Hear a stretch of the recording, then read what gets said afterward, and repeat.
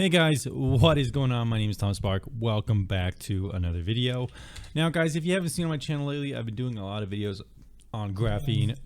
Hey, shut up, Tom. I've been doing a lot of videos on GrapheneOS. I made a video talking about, the installation process, my experience installing it, my experience using the operating system, and even some of the best phones for GrapheneOS. I really like GrapheneOS lately, and it's a pretty good operating system, probably one of the most secure operating systems out there. But that's not to share, and it's not to say that hasn't been mired in some controversy, and I've seen some bad takes on YouTube. Now, the video is an hour-long video, pretty much, of Techlore talking about why he doesn't like Graphene and why you shouldn't use it due to the fact he doesn't like the guy that runs it. He says, and I'll reiterate this later on, leadership reflects the project. Since he doesn't like Micay, he doesn't seem to like the project, even though he does do his fair share of compliments here and there in weird ways, saying to use the project, but also don't use a project because it's toxic. It's kind of confusing to say the least. But I saw this video and it's very confusing to say the least. So I wanted to make a video kind of trying to figure out what the hell is going on. So guys, one of the reasons that I was thinking about this video is, why would Techlore make this video? What exactly started all the hatred between GrapheneOS and Techlore? Now, of course, I'm sure Techlore does mention in his video. And in fact, I did watch some bits of this video where Techlore is saying they did mess up. They made a couple videos that, misled users. They're saying, they didn't know if anyone bricked their phone, but he doesn't say he doesn't know if people didn't brick their phone either. So, I mean, it's a possibility they could have bricked some people's phones. At least Micay is saying it could have happened. But definitely they should not have made install videos that were misguided or anything like that. And then Techlore later talk about how GrapheneOS was having issues with their community, and he offered to be a mod. I also offered Micay to actually be a moderator for one of his communities under a pseudonym. So it would never be Henry. It would just be some random stranger that no one would know is me.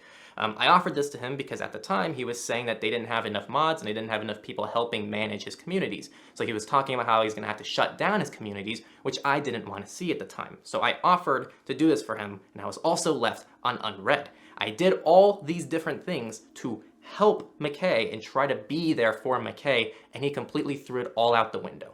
This is never talked about. He never mentions this. He acts like it didn't happen. It did happen. And I have the messages to back it up if it comes to that. He does seem kind of upset in the video because Micay, I guess, didn't really respond to the request to be a moderator. And Micay also didn't want to be in the channel's videos. He kind of tries to make it seem like it's not a big a deal, though. And then he kind of brushes past it later on. However, at least from what Micay says here, it does seem that this could have been more triggering for them, or kind of started the initial angst against, the communities, perhaps. So guys, I thought a fun experiment could be for me to join Techlore's server right now and to search my name to see if there's been any toxicity against me. I haven't had a Discord server for around a year. I haven't interacted with Techlore's server at all. I haven't even really had my own server. So there's no really way for me to be toxic towards their community or anything like that. So it's kind of like a blank slate. Let's go ahead and see if I can find any examples of toxicity. People might say, where's the evidence? How can you prove they've been toxic to you? Well, let's go ahead and see if there's any evidence right now. We're going to be looking for personal attacks, criticisms of me or anything like that. Any of this stuff I will say is toxic. If someone's criticizing, hey, I didn't like this specific point, he missed this detail, there's some factual thing he did wrong, or maybe I don't like certain VPN because of this reason, that's not really toxic.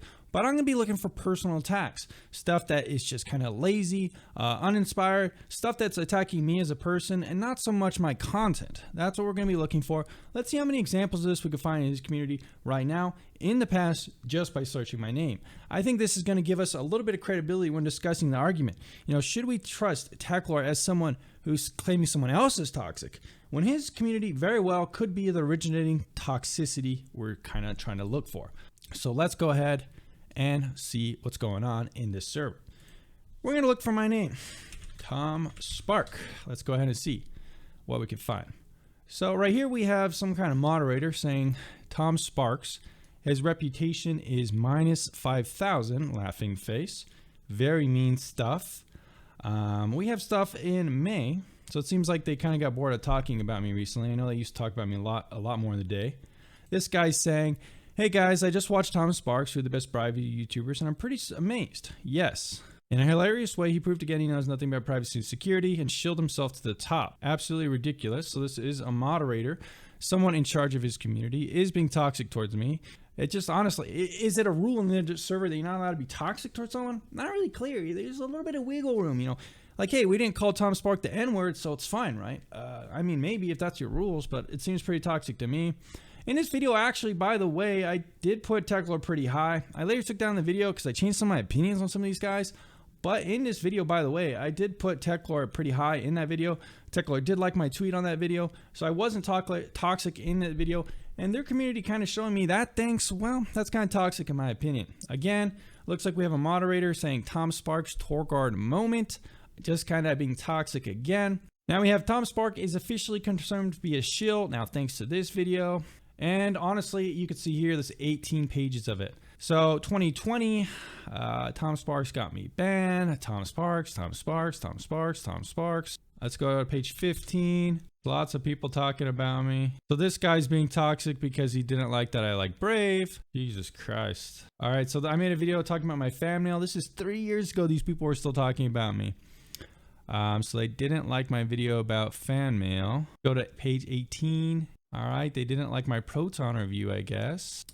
They've been talking about me for pretty much 3 or more years, and most of it is pretty toxic. Nothing too serious, but honestly, yeah, it's toxic. I'd say it's toxic, especially, you know, seeing moderators do that. It is kind of concerning. Now, what exactly is my point by showing those little clips in all the harassment towards me on Techlore's Discord? Well, if they've been able to harass me constantly for 3 years in their server, it's entirely possible that they've done this to other creators, other communities like Graphene as well. In fact, if you look up Graphene in their Discord, you'll also find a lot of people talking shit about it as well. So, yeah, I think it's pretty likely that a lot of their members have harassed Graphene.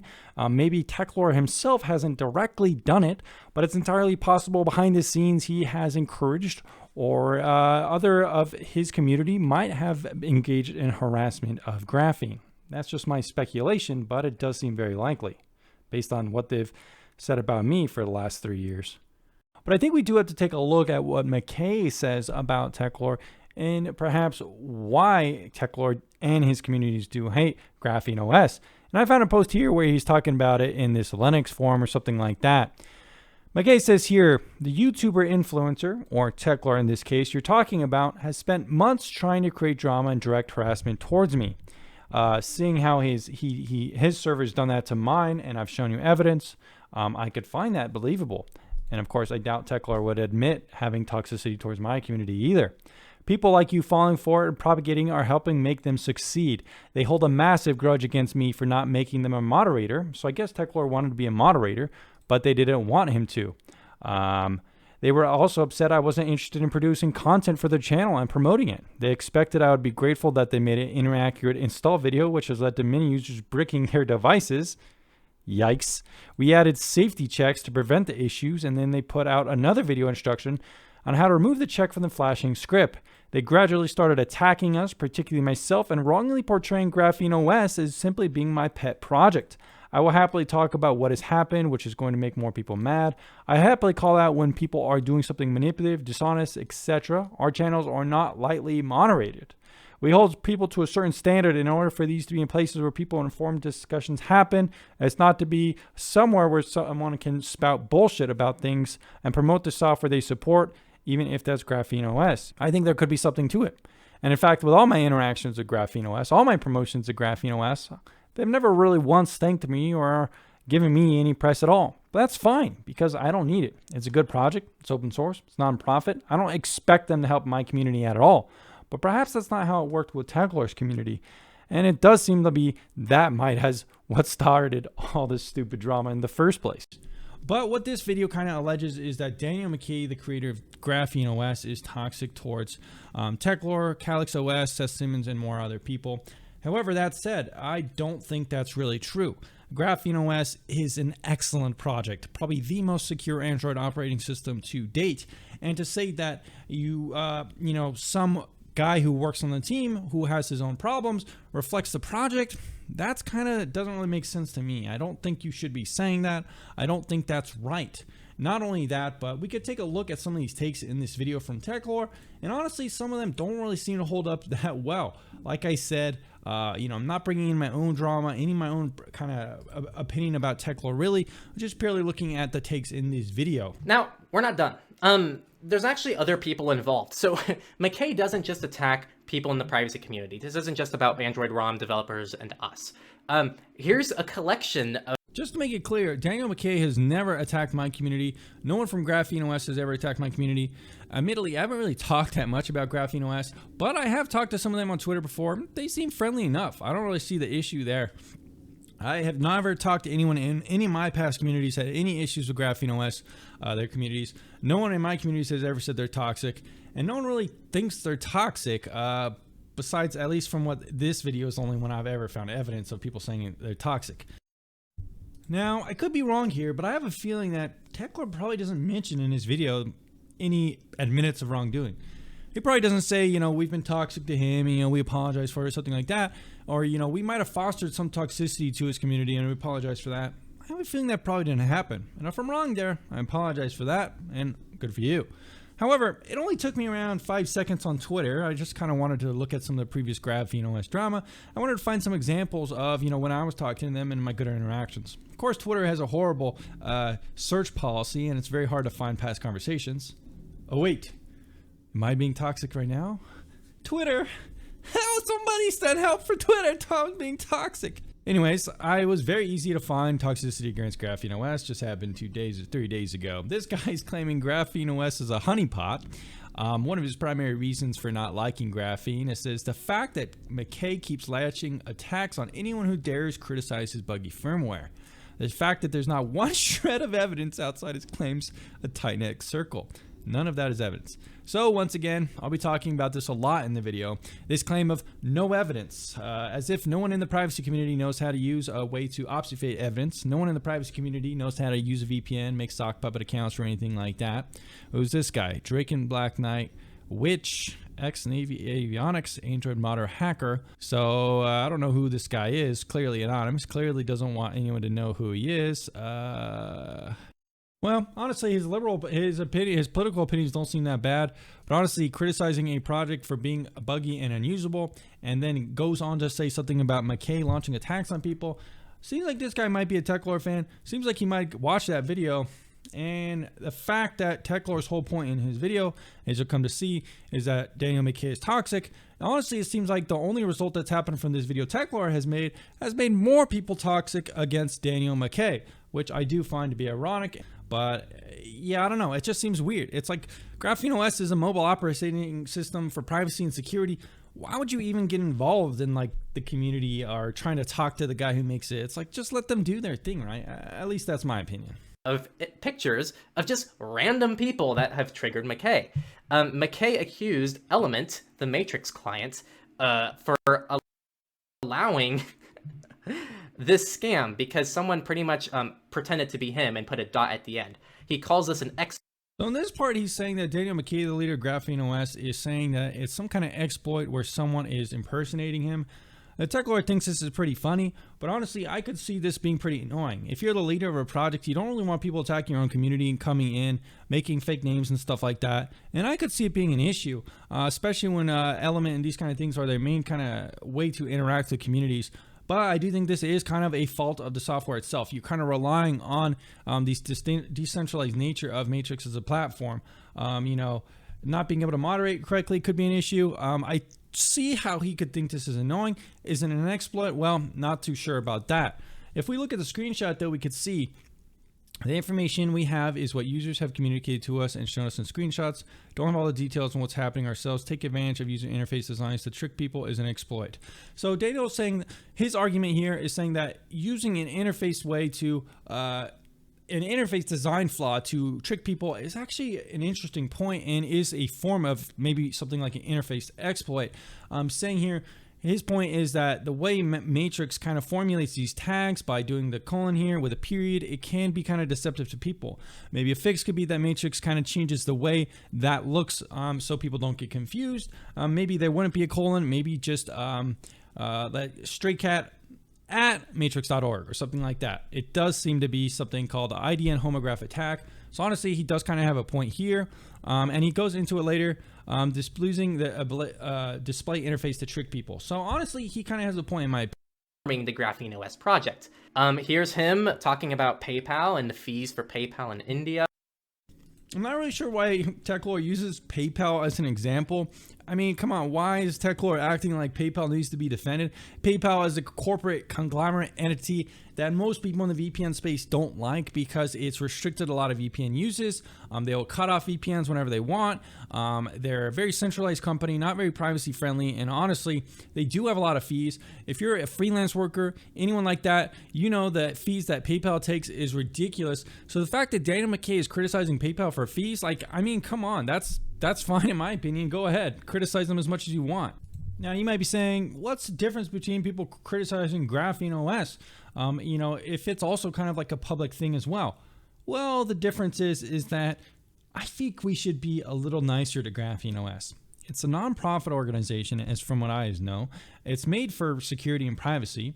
There hasn't been this like corporate centralization of power and greed within GrapheneOS. So it should be something we do give a little bit benefit of the doubt.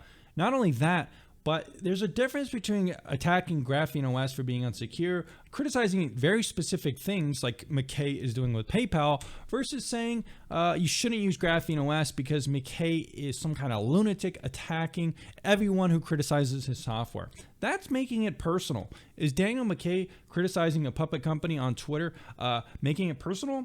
Not from what I could find. It's not like he's doxing the CEO of PayPal, telling everyone to stop using PayPal because the CEO of PayPal isn't a good person. And that's what they're doing with GrapheneOS. From what I could tell, a lot of people are. So I think that is a difference, the distinguishing factor for me at least. And then he pretty much talks about how this is hurting Graphene. And then he says PayPal would freeze my entire account for months, blah, blah, blah. PayPal. And then that's true. PayPal does have a lot of issues with people freezing accounts and stuff like that. I know there's a lot of issues with eBay as well. So it is a widespread problem, and I've known people that have those problems. I don't understand how that's toxic. That's just criticizing a company. This person finally comes in. You know what he says?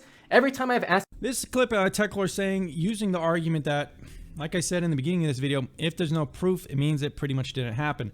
This guy's saying, hey, you haven't provided any evidence of any of this stuff happening, so basically it didn't happen. Daniel Micay is saying, you're very plainly doing it right here and now in the open. You just keep trying to falsely claim that we're the ones doing underhanded behavior while you're clearly perpetrating it. Not going to work. Your little group of trolls lying repeatedly isn't going to change it. That's one common argument in the privacy community I see all the time, and it's very ironic. People will say, hey, you don't have any proof or evidence I've been trolling you, so I haven't really been trolling you. Haha. Oh, but come on, guys. If you're in the privacy community, you know how to use a VPN. You most likely know how to use a fake email address. You most likely know how to use a fake phone number.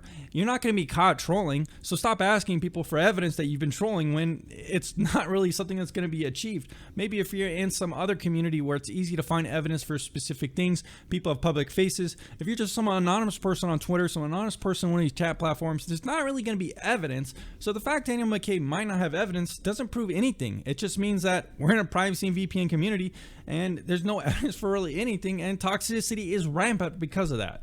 And that actually leads me to a pretty good point. The only reason I could find some evidence of toxicity against my channel is because Techlore mods don't really care enough to hide it. However, it's much harder to find that evidence when you're the server being invaded.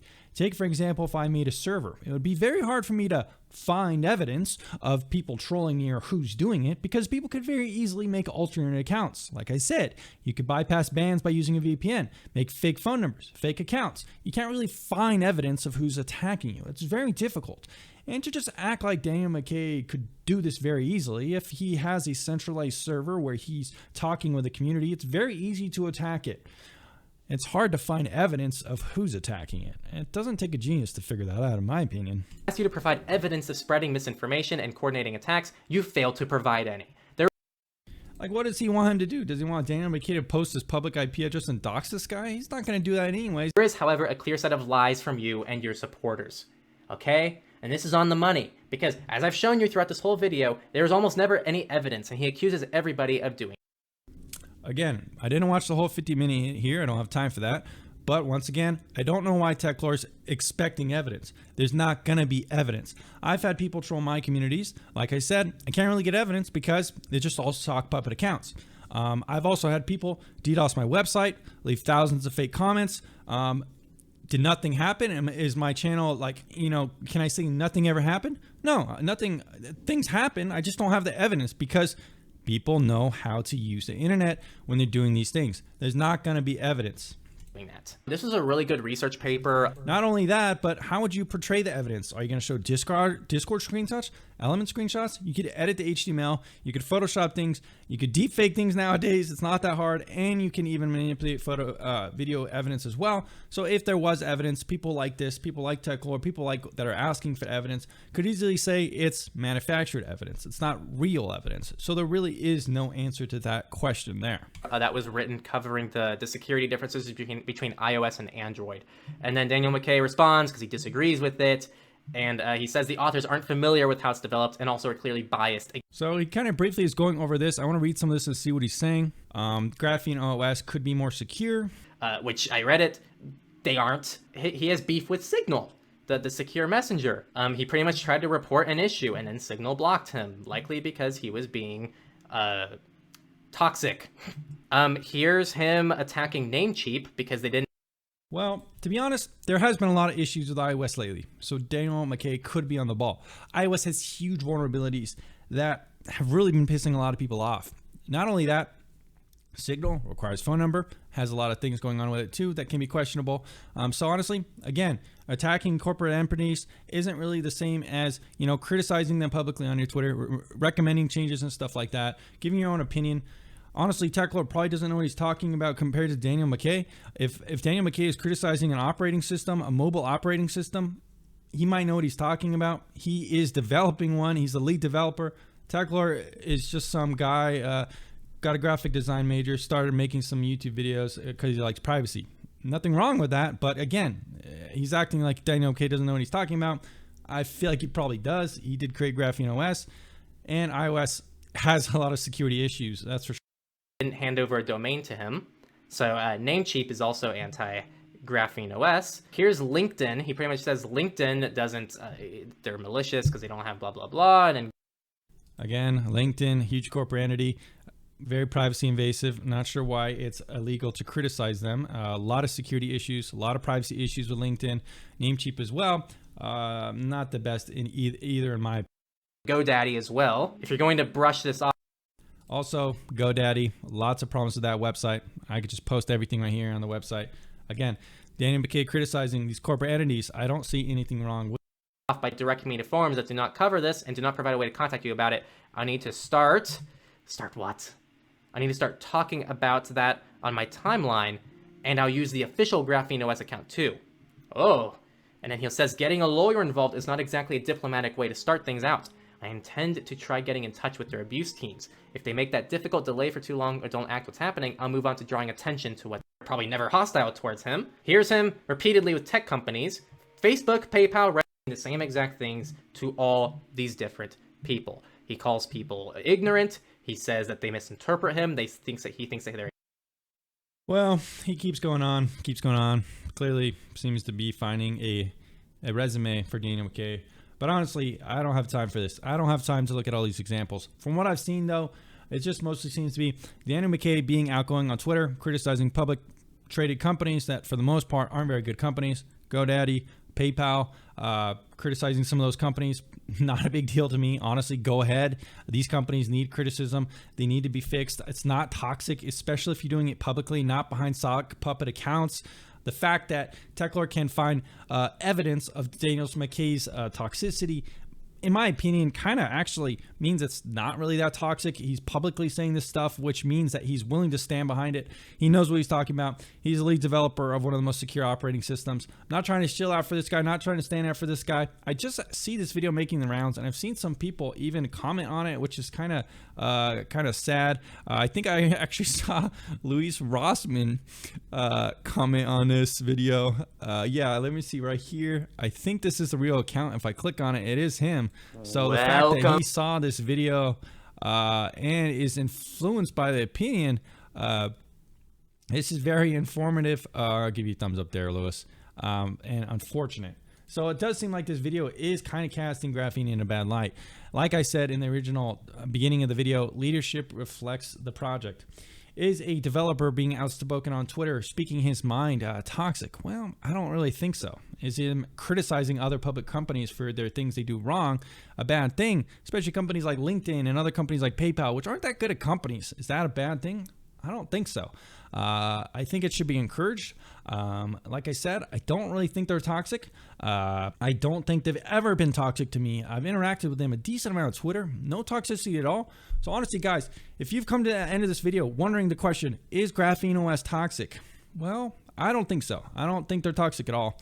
Techlore, in my opinion, interacting with some of his community in the past has been very toxic to my community. I've had to shut down a couple communities, ban a lot of his community members. Some of his mods used to troll my communities back in the day. Of course, is there evidence? Well, of course not. We all know how to use VPNs. We all know how to use fake phone numbers. We all know how to make sock puppets at the end of the day. So there's not really any evidence. But that said, there is toxicity. But is it from GrapheneOS? I don't think so. Anyways, guys, thanks for checking out this video, in my opinion. And I'll see you again very soon.